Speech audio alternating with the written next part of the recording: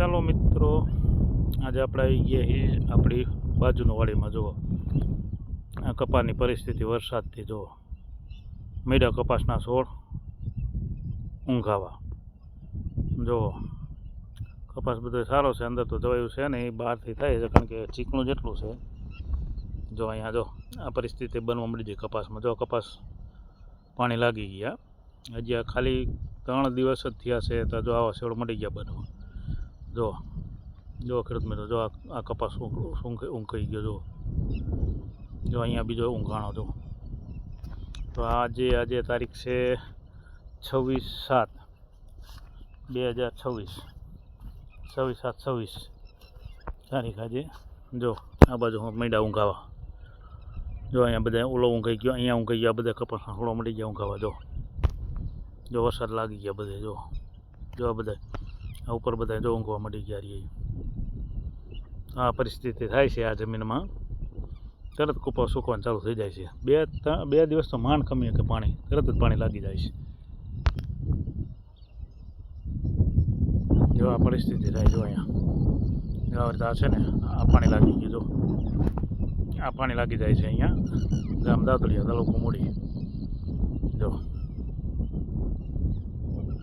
અહીંયા જો આ બધે જો આ કપાસની હાલત. જો આ ઊંઘવા મળી ગયા છોડ. જો તરત વરસાદ લાગી ગયો. આ થોડા વરસાદ હોય ને તો આ જમીનમાં થાય, બાકી આ પરિસ્થિતિ થાય છે. ભલે આખો છોડ અત્યારે સુકાઈ ગયો પણ થઈ જશે પાછો. અત્યારથી વરસાદ રહી જાય એટલે આ પાછો સુકાઈ જાય ને ફરીને ફૂટ મૂકે ને ફરીને આ થઈ જાય. જો તો મિત્રો, જો અમારે આ પરિસ્થિતિ દાતોડિયામાં થવા મળી છે. જો કપાસમાં જોઈ લો આ પરિસ્થિતિ થવા મળી ગઈ. બાકી જે છે એ છોડ તો સારા જ છે. જો આમ બધું આખામાં સારો છે, પણ હવે અંદર જો વચ્ચે જો અહીંયા આ છોડ સુકાઈ ગયો. જો વચ્ચે ઊંઘવા મળી ગયા છે છોડ. તો આમ બધે લીલા સેવાર જેવા છે, પણ આ અમુક આરી બધા મીડિયા સુખાવા ઊંઘવા મળી ગયા. બાકી જો આમાં વાયા હતા એરંડા, પર એરંડા બરી ગયા. કારણ કે એરંડા ન રહે. જો આ છોડ જુઓ તમે, એરંડા બરી ગયા.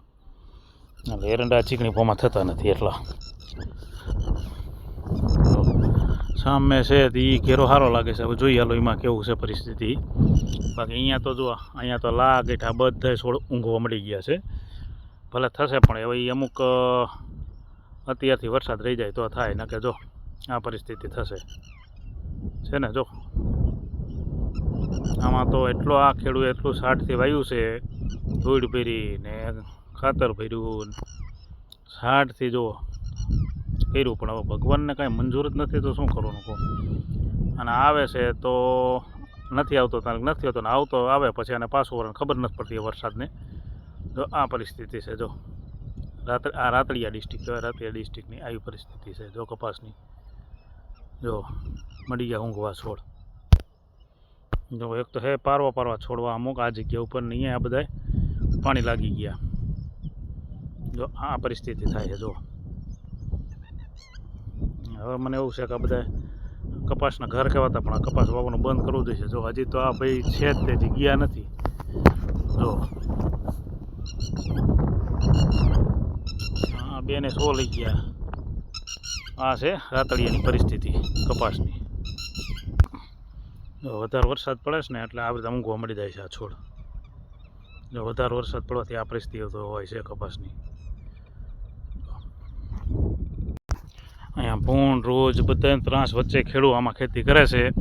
હવે આવું થાય તો આમાં ખેડૂત શું લઈ લે? એક તો કાંઈ આમાં ઉતાર આવતા નથી. હવે અત્યારે આ કેન્દ્ર છે, વળી પાછો અત્યારે જતો રહેશે 15, 20, 25 મહિનો થશે તો વળી પાછો હશે ત્યારે આ પરિસ્થિતિ કરશે. ખેડૂતનું બધું આમાં જ રહેવાનું છે. બીજા કોઈ દિવસ ખેડૂત ઊંચા આવવાનું નથી. આ કારણ કે ભાવ નથી આવતા અને વરસાદ આવીને આવું ભરી જાય છે. જો આ છોડ તો હાવ ગયો. જો આ પરિસ્થિતિ છે. આ બાજુ છે અમારે દ્વારકાના પાદર જેવું થઈ ગયું છે. તો ચાલો હવે આપી વિડીયોને વિરામ.